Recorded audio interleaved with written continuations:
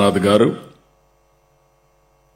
సహచర మంత్రివర్గ సభ్యులు industries and commerce Shri TG Bharat garu, సహచర మంత్రివర్గ సభ్యులు ఎంఎస్ఎంఈ ఎంటర్ప్రైజెస్ శ్రీ కొండపల్లి శ్రీనివాస్ గారు, సహచర మంత్రివర్గ సభ్యులు social welfare, disabled and senior citizens welfare Shri Dola Sri Bala Veeranjaneya Swamy garu, chairman APIIC government of Andhra Pradesh Mantena Ramaraju garu, chairman AP MSME development corporation Thammireddy Siva Shankar Rao garu, industry secretary యువరాజు గారు, ఈరోజు ఈ కార్యక్రమానికి వచ్చిన అందరికీ మనస్ఫూర్తిగా స్వాగతం, సుస్వాగతం, నమస్కారాలు. ఎంఎస్ఎంఈ సమ్మిట్కి స్వాగతం. డాక్టర్ బిఆర్ అంబేద్కర్ గారి పేరుతో ఒక మోడర్న్ కళావేదిక ప్రారంభించుకుని ఇదే ప్రాంగణంలో ఈరోజు ఎంఎస్ఎంఈ సబ్మిట్ నిర్వహించుకుంటున్నాం. నా ఉద్దేశంలో ఇది ఒక చరిత్రగా మిగిలిపోతుంది. వన్ ఫ్యామిలీ వన్ ఆంటర్ప్రెన్యూర్ తప్పకుండా జరిగి తీరుతుందని చెప్పి కూడా నేను మీ అందరికీ విజ్ఞప్తి చేస్తున్నా.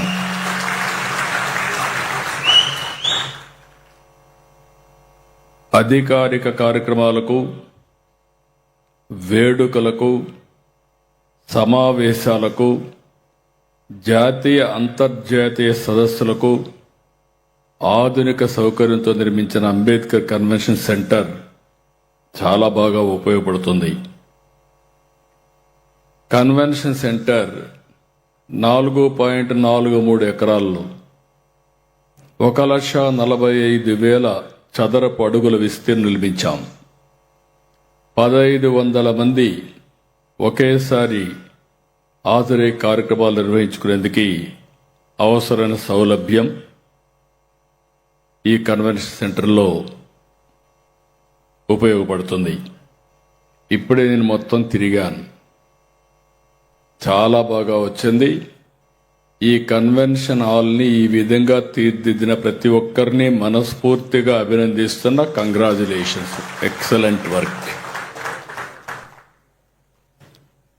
ఇంతవరకు మనకి ఇలాంటి కన్వెన్షన్ సెంటర్ విజయవాడలో లేదు, అమరావతిలో కూడా లేదు. అలాంటి కన్వెన్షన్ సెంటర్ వచ్చింది. ఇప్పుడు రావాల్సింది మీ ఆలోచన విధానంలో మార్పు రావాలి, ఇన్నోవేషన్స్ రావాల్సిన అవసరం ఉంది. భారత ఆర్థిక వ్యవస్థకు వెన్నెముక ఎంఎస్ఎంఈ రంగం. భారీ పరిశ్రమల దేశానికి ప్రతిష్ట తీసుకొస్తే సూక్ష్మ, చిన్న, మధ్య తరహా పరిశ్రమలు లక్షల కుటుంబాలకు జీవనోపాధి ఇస్తాయి. చిన్న ప్రయత్నంతో మొదలయ్యే ఆలోచనను పెద్ద పరిశ్రమగా మార్చే శక్తి ఎంఎస్ఎంఈలోకే ఉంది. ఎంఎస్ఎంఈ అంటే కేవలం వ్యాపారం కాదు, ఇది యువత కలలకు వేదిక, మహిళల ఆత్మవిశ్వాసానికి ప్రతీక, గ్రామీణ ఆర్థిక వ్యవస్థకు ఊపిరి, స్థానిక ప్రతిభను ప్రపంచ మార్కెట్కు తీసుకెళ్లే శక్తి. దేశంలో వ్యవసాయం తర్వాత ఎక్కువ ఉద్యోగాలు కల్పిస్తున్న రంగం, ఏకైక రంగం ఎంఎస్ఎంఈ. ఆంధ్రప్రదేశ్లో సహజ వనరులకు కొరత లేదు, అవకాశాలకు తిరుగులేదు, నైపుణ్యం కలిగిన మానవ వనరులకు కొరత లేదు. వీటిని సద్వినియోగం చేసుకునేలా పాలసీలు కూడా తీసుకొచ్చాం. పోర్ట్లు, ఎయిర్పోర్ట్లు, హైవేలు, రైల్వే లాంటి లాజిస్టిక్స్ సమకూరుస్తున్నాం. నీళ్లున్నాయి, కరెంట్ ఉంది. అవసరమైన అన్ని వనరులు కూడా ఎవరైనా ప్రారంభించాలంటే అతి తొందరలో మీకు అందజేసే విధంగా ఈ ప్రభుత్వం సౌకర్యాలు కల్పిస్తామని చెప్పి కూడా మరొక్కసారి మీ అందరికీ తెలియజేస్తున్నా. MSME and entrepreneur development policy, private industrial policy తీసుకొచ్చాం. ఈ ఎంఎస్ఎంఈ సబ్మిట్ ఒక సమావేశం కాదు, ఇది కొత్త ఆవిష్కరణలకు వేదిక కావాలి, కొత్త పరిశ్రమలకు శ్రీకారం చుట్టాలి. ఎంఎస్ఎంఈ సబ్మిట్ 2026 అభివృద్ధికి కీలకమైన మైలురాయి అవుతుంది. ఈ సదస్సు ద్వారా కేంద్ర రాష్ట్ర ప్రభుత్వాలు, లబ్ధిదారులు, స్టార్టప్లు, బ్యాంకులు, టెక్నాలజీ నిపుణులు, ఎగుమతిదారులు, పరిశ్రమల సంఘాలు ఒకే వేదికపైకి వచ్చాయి. ఈరోజు అనేక ఎంఓయూలకు మనం శ్రీకారం చుట్టాం. ఒక నాలెడ్జ్ ఎకానమీ కానీ, ప్రపంచంలో ఉండే అనేక పెద్ద సంస్థలన్నీ వచ్చి ఈరోజు మన దగ్గర ఎంఓయూలు చేసుకున్నాం. రాష్ట్రంలో 20,77,000 ఎంఎస్ఎంఈ పరిశ్రమలు ఉన్నాయి. నేను ఇక్కడ ఒకటే కోరుతున్నా, 1,30,00,000 కుటుంబాలు ఉన్నాయి దగ్గర. అంటే 1 ఫ్యామిలీ 1 పారిశ్రామికవేత్త అంటే దగ్గర 1 కోటి మినిమం ఎంఎస్ఎంఈలు ఈ రాష్ట్రంలో ప్రారంభించాల్సిన అవసరం ఉంది. ప్రజాప్రభుత్వం వచ్చిన తర్వాత ఎంఎస్ఎంఈలకు 558 కోట్ల రూపాయలు ప్రోత్సాహాలు ఇచ్చాం. Prime ministers employment generation programme, credit guarantee scheme for micro and small enterprises, PM Vishwakarma, MSME champion scheme, credit linked capital subsidy scheme for technology upgradation, Pradhan Mantri formalisation of micro food processing enterprises, Andhra Pradesh chief ministers entrepreneurs programme, ఇవన్నిటికి కూడా దీనికి ఒకదానికే 300 కోట్లు ఇచ్చాం. 200 కోట్లతో AP cluster development programme ప్రారంభించుకుంటున్నాం. అలాగే ఏపీఐఏసీలో ఎంఎస్ఎంఈ యూనిట్లు స్థాపించే ఎస్సీ ఎస్టీలకి, బీసీలకు ప్రత్యేకమైన రాయితీలు అందజేస్తున్నాం. దేశంలో మొట్టమొదటిసారిగా, ప్రపంచంలో కూడా నాకు తెలియదు కానీ దేశంలో మొట్టమొదటిసారిగా 175 నియోజకవర్గాల్లో 175 ఎంఎస్ఎంఈ పార్కులు ఏర్పాటు చేసే లక్ష్యంగా ముందుకు పోతున్నాం. ఈరోజు శంకుస్థాపన చేసుకున్నటువంటి 38 కలిపితే 138 అయ్యాయి. రాబోయే తొందరలోని జూలై నాటికి 175 నియోజకవర్గాల్లో 175 ఎంఎస్ఎంఈ పార్కులు వస్తాయి. ఇవి కాకుండా 550 ఇండస్ట్రియల్ పార్కులు ఉన్నాయి. మల్టీ ప్రోడక్ట్ కానీ, స్పెషాలిటీ కానీ, ఇవన్నీ 550 ఉన్నాయి. ఈ సందర్భంగా రైతు సోదరులందరినీ అభినందిస్తున్నా. ఆంధ్రప్రదేశ్లో ఇండస్ట్రీ కావాలంటే రైతులు సహకారం అమోఘం. మనస్ఫూర్తిగా మీరు చూస్తే ఒక్కొక్కసారి చాలా తొందరగా ఏ ప్రాజెక్టు కావాలన్నా భూమి కావాలి. చాలా రాష్ట్రాల్లో ఇవ్వలేకపోతున్నారు. ఈ రాష్ట్రంలో మాత్రం ఎలాంటి ఇబ్బంది లేకుండా రైతులు పూర్తిగా సహకరించారు. వాళ్ళందరికీ మనస్ఫూర్తిగా మరొక్కసారి అభినందిస్తున్నా, ధన్యవాదాలు తెలియజేస్తున్నా. నేను మొదటి నుంచి కూడా ఒకటే ఆలోచిస్తున్నా, ఎవరైనా భూమి ఇచ్చినప్పుడు ఆ రైతుకు కూడా న్యాయం చేయాలి. అప్పుడే వాళ్ళు ముందుకు వచ్చే పరిస్థితి వస్తుంది. అలాంటి సిద్ధాంతంతో మనం ముందుకు పోతున్నాం. ఈరోజు మీరు చూస్తే మన అమరావతి రాజధానికి 33,000 ఎకరాలు భూమి ల్యాండ్ పూలింగ్ కింద ఇచ్చిన ఏకైక ప్రయోగం భారతదేశంలో కాదు, ప్రపంచంలో కూడా ఎక్కడా జరిగుండదు. అలాంటిది ఇక్కడ జరిగింది. ఇప్పుడు ఫేజ్ 2 కింద కూడా 17,000 ఎకరాలు ఇస్తున్నారు.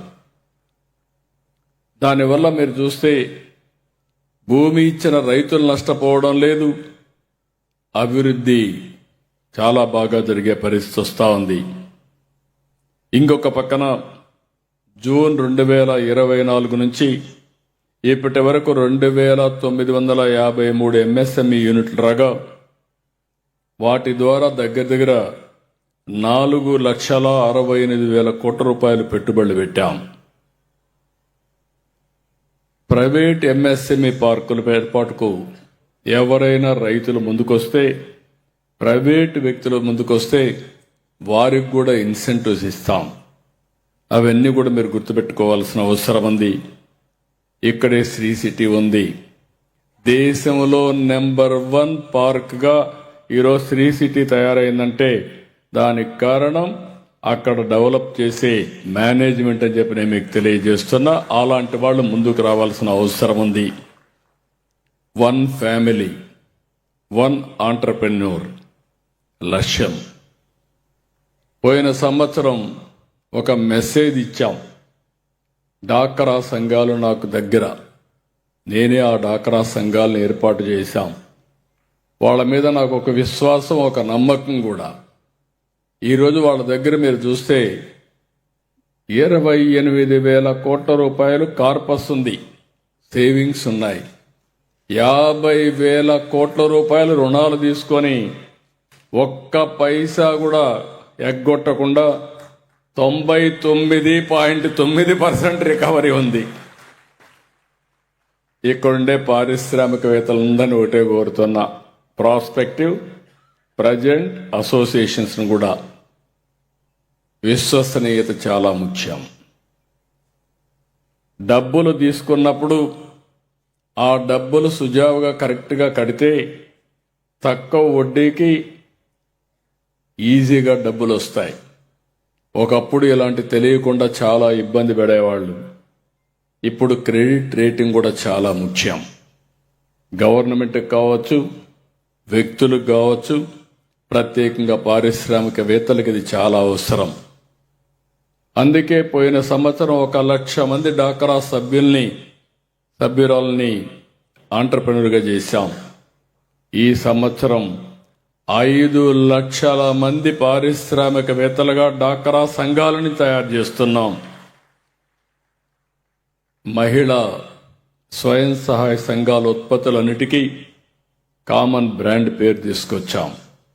స్వయం వేపీ పేరుతో బ్రాండింగ్ కూడా తీసుకొచ్చి ప్రోడక్ట్ పర్ఫెక్షన్ తీసుకొచ్చి పాన్ ఇండియా ప్రపంచానికి ఎగుమతులుగా చేయడం కోసం కూడా ముందుకు పోతున్నాం. ఆంధ్రప్రదేశ్ని ఇన్నోవేషన్ డ్రివెన్ ఎకోసిస్టమ్గా తీర్చిదిద్దాలని మా లక్ష్యం. రతన్ టాటా ఇన్నోవేషన్ హబ్ ద్వారా యువతలో సృజనాత్మకత, స్టార్టప్ సంస్కృతిని తీసుకొస్తున్నాం. ఇన్నోవేషన్ని ప్రోత్సహిస్తాం, అవసరమైన మద్దతు ఇస్తాం. రాబోయే రోజుల్లో మీరు అంత తొందరగా స్పందిస్తారని నాకు తెలియదు. విజయవాడ నుంచి చాలామంది అమెరికా వరకు వెళ్ళి, హైదరాబాద్ అమెరికాకి వెళ్ళి పెద్ద పెద్ద పారిశ్రామికవేత్తలు అయ్యారు. ఇక్కడ మీరు పరిశ్రమలు పెట్టి ఇక్కడ మీరు రాణించాల్సిన అవసరం ఉంది. ఏపీ నుంచి 100 యూనికార్న్ సంస్థలు ఏర్పాటు చేయాలనే లక్ష్యంగా ఈరోజు ఈ ప్రభుత్వం ముందుకు పోతా ఉంది. మీ ఆలోచనలకు రాష్ట్రాన్ని వేదిక చేసుకోండి. అవేర్ ఆల్ డేటా, అది సెటిలైట్ నుంచి కానీ, సెన్సార్స్ నుంచి కానీ, లేకుంటే మీరు ఏదైనా చెప్పండి, 42 పారామీటర్స్తో డేటా అంతా కలెక్ట్ చేస్తున్నాం. డేటా లేక్ పెట్టాం. ప్రభుత్వానికి అవసరమైనటువంటి నాలెడ్జ్ ఎకానమీలో ఇన్నోవేషన్స్ కానీ మీరు ఎలాంటి సహకరించగలుగుతారో దానికి కూడా ఎక్కడికక్కడ కాంపిటీషన్ పెడుతున్నాం, మీకు అందరికి అందుబాటులో పెడుతున్నాం. రాబోయేది నాలెడ్జ్ ఎకానమీ, ఈరోజు కూడా జరిగేది అది. దీనికి చిరునామాగా ఆంధ్రప్రదేశ్ ఉండాలని, ఆ దిశగా స్టార్టప్లు ప్రారంభించాలని కూడా మరొక్కసారి మనస్ఫూర్తిగా కోరుకుంటున్నా. గ్రామీణ ప్రాంతాలకు టెక్నాలజీ తీసుకెళ్లాలనే లక్ష్యంతో స్మార్ట్ విలేజ్ సెంటర్లు ప్రారంభించాం. విలేజ్ టు గ్లోబల్ మార్కెట్ మా vision. Kia, Google, Arcelor steel, defence వంటి సంస్థలకు అనుబంధ పరిశ్రమలు ఏర్పాటు చేసుకునే అవకాశాలు ఉన్నాయి. ఎంఎస్ఎంఈ ఎకో సిస్టమ్స్ క్రియేట్ చేసుకోవాల్సిన అవసరం ఉంది. ఒక పరిశ్రమ వ్యర్థాలు మరో పరిశ్రమకు ముడిసరుకు అవుతుంది. ఇదే సర్క్యులర్ ఎకానమీ. ఎంఎస్ఎంఈలు పూర్తిగా ఫోకస్ చేయాల్సిన అవసరం ఉంది. ఎంఎస్ఎంఈ సబ్మిట్ వేదిక నుంచి యువతకు ఉపయోగపడేలా జాతీయ అంతర్జాతీయ సంస్థలతో ఎంఓయూలు కుదుర్చుకుంటున్నాం. ఇప్పుడే మీరు చూశారు, అనేక సంస్థలు, ఒక పక్క అమెజాన్, మెటా, అనేక సంస్థలతో ఒప్పందాలు చేశాం. దేశంలో ఉండే నాలెడ్జ్ కానీ స్కిల్ డెవలప్మెంట్ ఉండే సంస్థలంతా కూడా ఇక్కడ వచ్చి పనిచేసే అవకాశాలు ఇస్తున్నాం. ఈ ఒప్పందాలు కేవలం పెట్టుబడులకే పరిమితం కావు. ఇవి యువత భవిష్యత్తుకు, ఉపాధికి, నైపుణ్యాభివృద్ధికి కొత్త దారులు చూపిస్తాయి. ప్రపంచం వేగంగా మారుతా ఉంది. టెక్నాలజీ మారుతా ఉంది. ఉద్యోగాల స్వరూపం మారుతా ఉంది. అందుకే నేను ఆలోచించేది, ప్రపంచంలో ఉండే నాలెడ్జ్ని, ప్రపంచంలో ఉండే టెక్నాలజీని, ప్రపంచంలో ఉండే స్కిల్స్ని ఇంటిగ్రేట్ చేసి బిజినెస్ మోడల్స్ తయారు చేయాలనేది నా ఆలోచన. ప్రపంచంలో ఉండి ఇవన్నీ తీసుకొచ్చి దానికంటే ప్లస్ చేసి ఈ రాష్ట్రంలో ఉండే యువతకు అందజేయడం నేను ఒక బాధ్యతగా పెట్టుకున్నానని చెప్పి కూడా నేను మీ అందరికీ విజ్ఞప్తి చేస్తున్నా. పరిశ్రమలకు అవసరమైన నైపుణ్యాన్ని యువతకు అందించి రాష్ట్రాన్ని స్కిల్డ్ స్టేట్గా చేస్తున్నాం. మెటా, అమెజాన్ వంటి ప్రపంచ స్థాయి సంస్థలు ఇప్పుడే చెప్పాను. ఇంకొక పక్కన మీరు చూస్తే AI, metallurgy, logistics, green energy, aviation, agriculture, ఇలాంటి సమస్యలన్నీ కూడా నేను ఆలోచించే విధానం, నాలెడ్జ్ ఉండాలి, దానిపైన టెక్నాలజీ అనుసంధానం చేయాలి, దానికి బిజినెస్ మోడల్స్ తయారు చేయడానికి ఇన్స్టిట్యూషన్స్ ఆఫ్ ఎక్సలెన్స్ కానీ, లేకపోతే డీమ్డ్ యూనివర్సిటీస్ కానీ, ఇవన్నీ కూడా ఎస్టాబ్లిష్ చేసి ప్రైవేట్ సెక్టర్ని పూర్తిగా ఇన్వాల్వ్ చేస్తున్నాం. అది చేసినప్పుడు వాళ్లకుండే అనుభవంతో, అది కూడా కాకుండా మొత్తం గ్లోబల్ కంపెనీస్ కూడా అనుసంధానం అయితే చాలా పెద్ద ఎత్తున యువతకు ఉపయోగపడే పరిస్థితి వస్తుంది. అమరావతిలో bits Pilani one of the best latest campus వస్తూ ఉంది. రాబోయే 3 ఏళ్లలో మీరు చూస్తే మెయిన్గా వాళ్ళు ఫోకస్ చేసేది ఏఐ పైన, క్వాంటమ్ పైన, లేటెస్ట్ టెక్నాలజీ పైన ఫోకస్ చేసే పరిస్థితికి వస్తున్నారు. యువత గ్లోబల్ నాలెడ్జ్, గ్లోబల్ టెక్నాలజీని నేర్చుకుని ప్రపంచ స్థాయిలో పోటీ పడేలా చేస్తాం. ఒకవైపు ఇన్ఫ్రాస్ట్రక్చర్ అభివృద్ధి, మరొక వైపు ఫైనాన్షియల్ కనెక్టివిటీ, ఇంకొక వైపు అపారమైన అవకాశాలు. ఈ 3 కలిస్తే అభివృద్ధికి కొత్త దిశ ఏర్పడుతుంది. ఈ సందర్భంగా రాష్ట్రంలో ఉండే 3 వర్గాలున్నాయి. పెద్దవాళ్లతో సమానంగా టీనేజర్స్, రెండోది జెన్ ఆల్ఫా, మూడోది జెన్ జీ. ఈ ముగ్గురికి కూడా ఆలోచనలు డిఫరెంట్గా ఉంటాయి.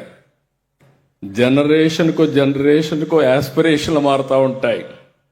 ఇప్పుడు చిన్నప్పుడే సెల్ ఫోన్తో అలవాటు అయిపోయింది కాబట్టి ఎవరైతే టీనేజర్స్ ఉన్నారో అప్పుడే ప్రారంభమవుతున్నారో వాళ్ళు కూడా ఇన్నోవేషన్ స్టార్ట్ చేయ పరిస్థితికి వచ్చేసారు. ఇంకొక పక్కన మీరు చూస్తే జెన్ ఆల్ఫా చూస్తే వాళ్ళలో కూడా ఇమాజినేషన్లో ఎక్కడికక్కడ ఊహించుకుంటా ఉంటాం. జెన్ జీ వాళ్ళు కూడా that is the best age according to me. వాళ్ళందరికీ నేను ఒకే విషయం చెప్తున్నా, మీకు ఏ స్కిల్ కావాలో చెప్పండి, మీకు ఏ రంగంలో ఆసక్తి ఉందో చెప్పండి, మీ ఆశయాలేంటో చెప్పండి, మీరు ఏ విధంగా చదువుకుంటారో కూడా చెప్పండి. ఈ ప్రభుత్వం పూర్తిగా మీకు అండగా ఉంటుంది. మీ శక్తి సామర్థ్యాలను ఉపయోగించుకుంటాం. మీ కలలు నిజం చేసే బాధ్యత మేము తీసుకుంటాం. మనం ఎప్పుడూ కొత్త టెక్నాలజీ నిరంతరం నేర్చుకోవాలి. ప్రపంచ మార్పులకు అనుగుణంగా ముందుకు సాగాలి. ఇది నిరంతర ప్రక్రియ. మనం ఒత్తిడి మధ్య పనిచేయడం కరెక్ట్ కాదు. సంతోషకరమైన వాతావరణంలో పనిచేయాలి. ఇష్టపడి పనిచేస్తే కష్టం ఉండదు. ఈ విషయం అందరం కూడా గుర్తుపెట్టుకో. చదువుకునే దగ్గర నుంచి ఏ పని చేసినా, ఇంటి పని చేయడం దగ్గర నుంచి అందరం కూడా దీన్ని అలవాటు చేసుకోవాల్సిన అవసరం ఉంది. అప్పుడే జీవితాన్ని మనం ఎంజాయ్ చేయగలుగుతాం. అప్పుడే హైయెస్ట్ ప్రొడక్టివిటీ వస్తుంది. యువతకు టెక్నాలజీ ఎంత ముఖ్యమో అందరికీ ఈరోజు టెన్షన్ వరల్డ్లో ఉన్నాం మనందరం.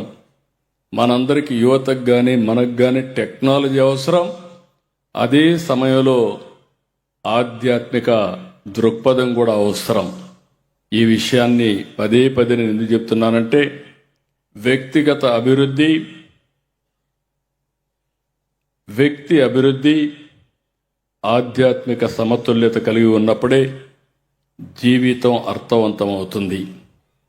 ఆంధ్రప్రదేశ్ని దేశంలోనే అత్యుత్తమ స్కిల్, నాలెడ్జ్, ఇన్నోవేషన్ హబ్గా తీర్చిదిద్దాం. యువశక్తితో, టెక్నాలజీతో, పరిశ్రమల భాగస్వామ్యంతో స్వర్ణాంధ్ర లక్ష్యాన్ని సాధిస్తాం. పారిశ్రామిక వికేంద్రీకరణ ద్వారా అన్ని ప్రాంతాల అభివృద్ధి మా లక్ష్యం. ఒక విశాఖపట్నం, వెస్ట్ గోదావరి జిల్లా వరకు, వెస్ట్ గోదావరి నుంచి ప్రకాశం వరకు అమరావతి రీజియన్, తిరుపతి నుంచి నెల్లూరు నుంచి కర్నూలు వరకు తిరుపతి రీజియన్. ఒక్కొక్క రీజియన్లో ఒక అడ్వాంటేజెస్ ఉన్నాయి. ఈరోజు విశాఖపట్నం డేటా సెంటర్ హబ్గా తయారైంది.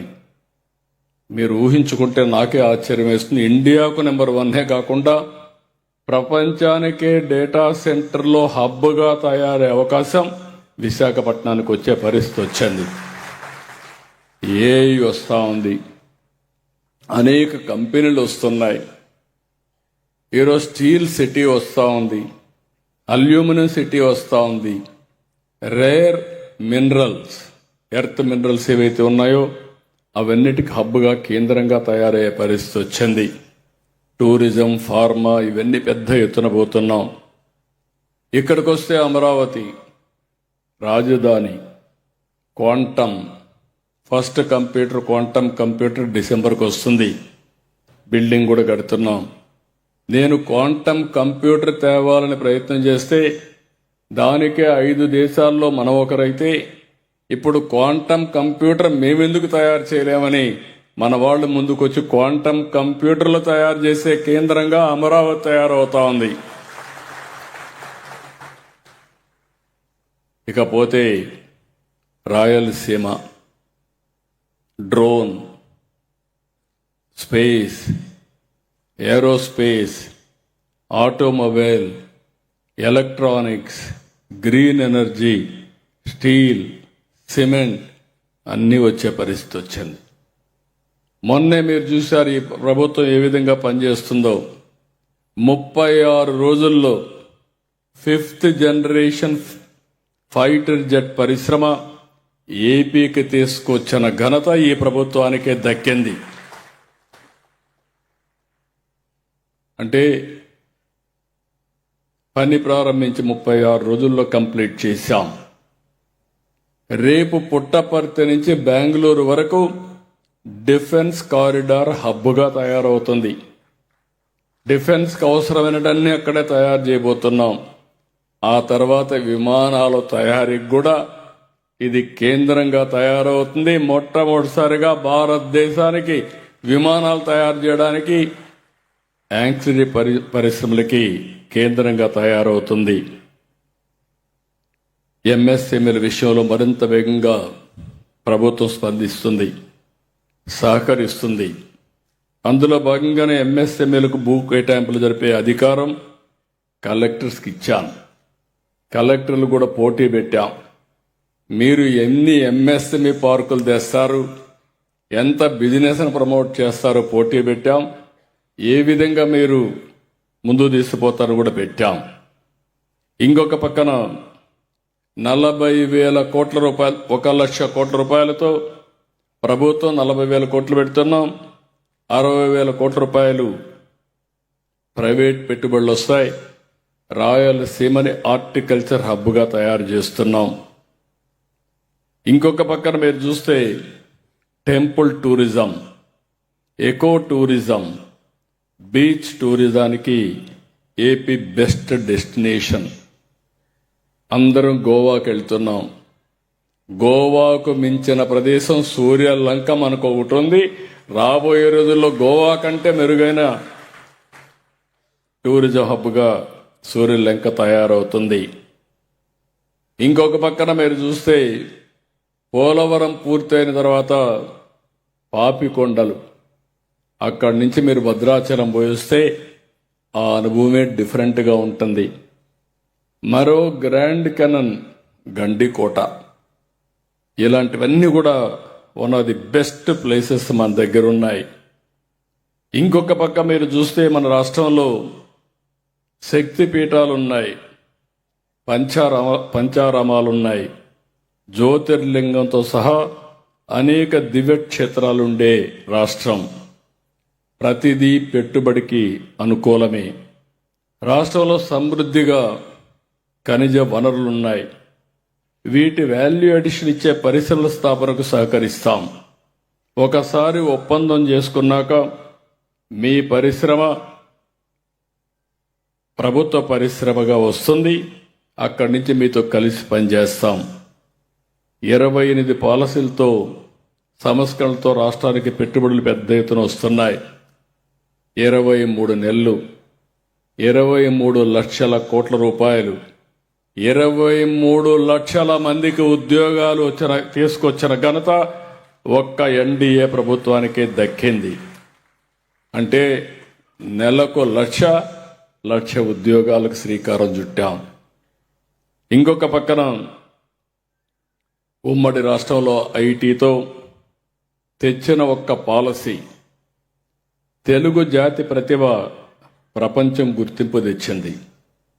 నేడు ప్రపంచంలో తెలుగువారు అందరికంటే తలసరి ఆదాయం ఎక్కువగా సంపాదిస్తున్నారు.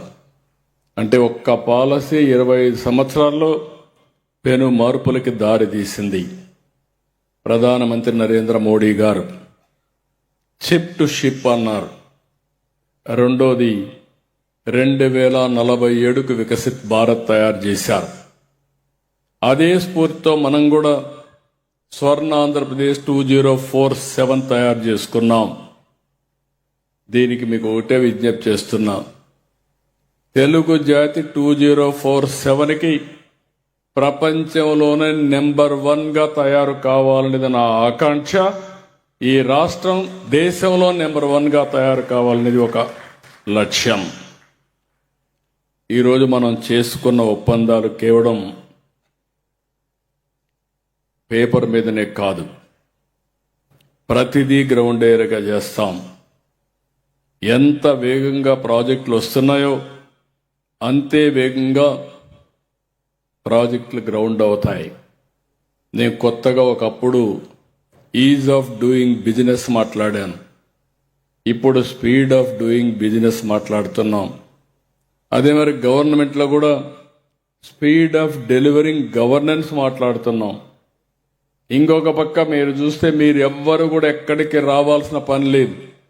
ఒకసారి ఆన్లైన్లో మన మిత్ర వాట్సాప్లో మీరు కానీ ఎంటర్ అయితే మీకు ఏ పని కావాలన్నా చేసి పెట్టే బాధ్యత రూల్స్ ప్రకారం ఈ ప్రభుత్వం తీసుకుంటామని మరొకసారి మీ అందరికీ హామీ ఇస్తున్నాం.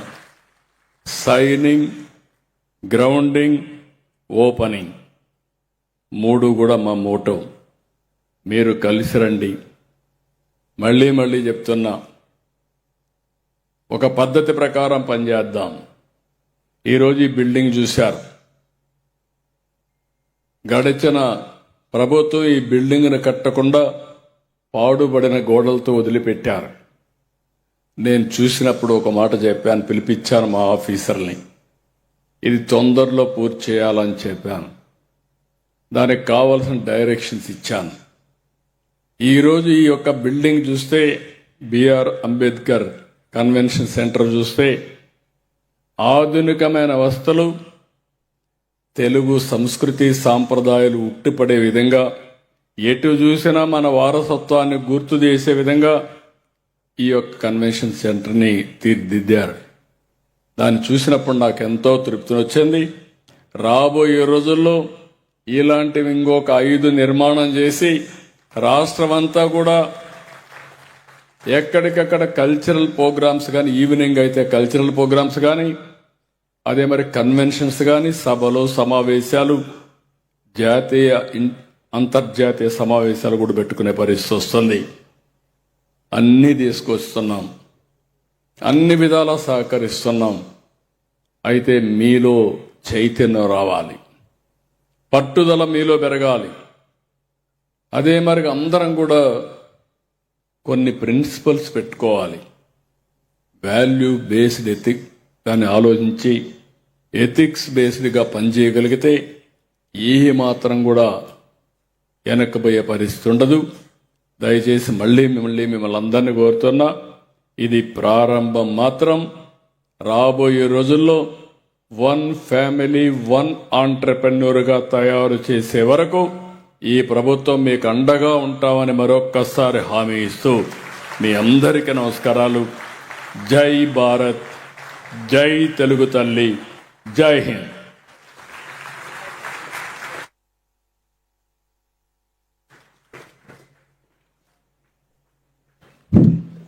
సార్, ధన్యవాదములు sir. Sir, vote of thanks sir. 2 minutes sir.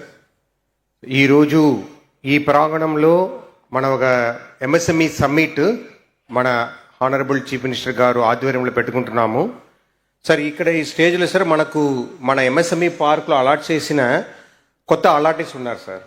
అలాగనే కొంతమంది ఎంటర్ప్రినర్స్ ఆల్రెడీ వాళ్ళు చేస్తున్న వాళ్ళు ఉన్నారు సార్. బేసికల్గా మనము ఈరోజు ఫుల్ డే సెషన్ ఒకటి పెట్టాము సార్, మార్నింగ్ నుంచి ఈవినింగ్ వరకు.